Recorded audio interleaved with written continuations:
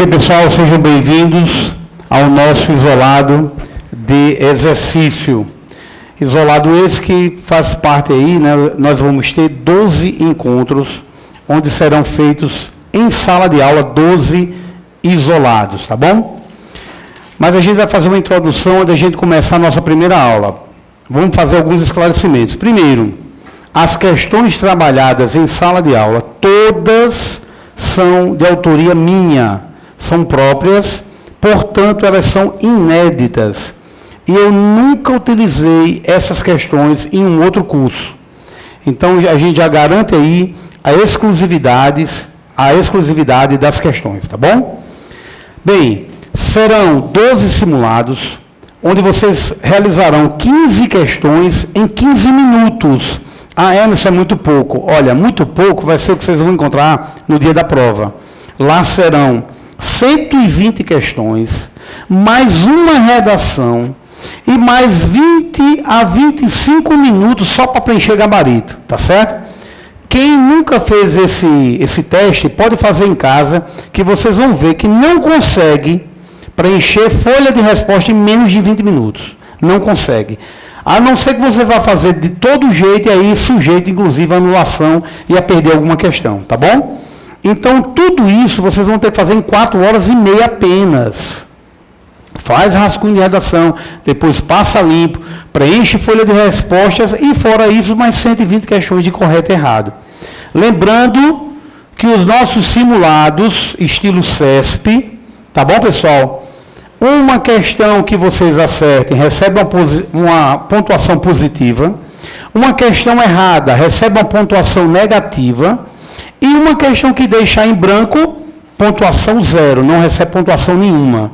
Resumindo, é aquela velha história que a gente já conhece, né? Errou uma, anulam a correta que vocês acertaram.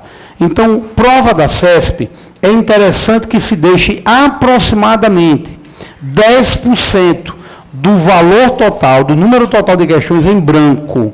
Vocês vão fazer um simulado agora com 15 questões. É interessante que vocês deixem de 1 a 2 questões em branco. A pontuação no final vai ser muito maior, por incrível que pareça. Tá bom, pessoal? Outro detalhe, são 15 questões, tá? Vou pegar aqui o marcador. 15 questões, onde a gente considera o seguinte, a gente tem uma meta. Essa meta, preste atenção, essa meta é de 8 pontos líquidos. A gente considera, quem tirar nesse simulado de hoje, 8 pontos líquidos das 15, está brigando por vaga na hora da prova, tá bom? Você de casa que está nos assistindo, para quem não sabe, essa aula está sendo gravada, tá? Você de casa tem um detalhe, né? A gente, quando parar aqui, pedir para o pessoal iniciar a prova, você de casa dá um pause aí, faz o simulado, o arquivo já está em anexo, depois volta para o nosso vídeo aqui para acompanhar as resoluções e o gabarito final, tá bom? Beleza? Tranquilo? Vamos corrigir todas as questões em sala de aula, uma a uma. Beleza, pessoal? Tranquilo? Ei, por falar em meta, como é que a gente chega nessa pontuação? Muita gente não sabe, né? Mas é número de questões que vocês acertaram, ou seja, número de acertos menos número de questões que vocês erraram. Não entra aqui, muita gente faz aqui, ó, o simulado são 15 questões, muita gente vai fazer 15 menos o que errou. Não é assim. Não é 15 menos o que errou. Conta o que acertou, que vocês não vão acertar aí, pelo menos teoricamente, as 15, né? Então, conta o número de questões que acertaram e diminui das que erraram. Não entra no cálculo as questões que deixaram em branco. E começa a praticar e treinar a questão em branco, tá bom, pessoal? Começa a deixar algumas questões em branco para ir condicionando. Se for para a prova da CESP, sem essa noção, sem essa prática, deixar a questão em branco, vai se dar mal na hora da prova. Beleza? A gente estipula aí a meta para servir de base para vocês. O que é que a gente vai fazer? O pessoal daqui, pessoal da sala de aula, a gente vai controlar o tempo aqui, 15 minutos. Você de casa, marca no relógio. Por que que tem que cronometrar? Para jogar pressão, um pouquinho da pressão que vocês vão encontrar no dia da prova, tá certo? Prova de concurso é pressão psicológica, e a gente vai jogar pressão em vocês aqui. Ok, pessoal? Lá no dia vai ser muito pior, porque lá no dia, quando vocês sentarem lá na cadeira, vocês vão estar decidindo a vida de vocês. Tranquilo? Só mais um reforço aí para a gente iniciar nosso simulado. O material está ok? Não? Dá mais uma olhada lá. Pessoal, existem 3 formas de se usar, de artifícios utilizados por um elaborador de prova, por uma banca, para transformar a questão, a diferença da questão errada e a questão correta, tá bom? 3 artifícios. O primeiro artifício é modificar o valor da questão. Esse artifício é o mais fácil de vocês identificarem. Por exemplo, deixar o condutor, o passageiro utilizar o cinto de segurança. É uma infração de natureza média. Correto ou errado, pessoal? Correto ou errado? Errado. O elaborador da prova, o elaborador da questão, modificou o valor. Esse é o mais fácil de vocês identificarem. Esse artigo, essa infração, está previsto lá no artigo 67 do nosso Código de Trânsito, e é uma infração de natureza grave. Na prova caiu natureza média, ele substituiu, ele modificou o valor da questão. Esse é o primeiro artifício, essa é a mais fácil de vocês acertarem. Basta ter o conteúdo na cabeça, tá bom? Lógico que basta ter o conteúdo na cabeça. O segundo artifício já começa a complicar.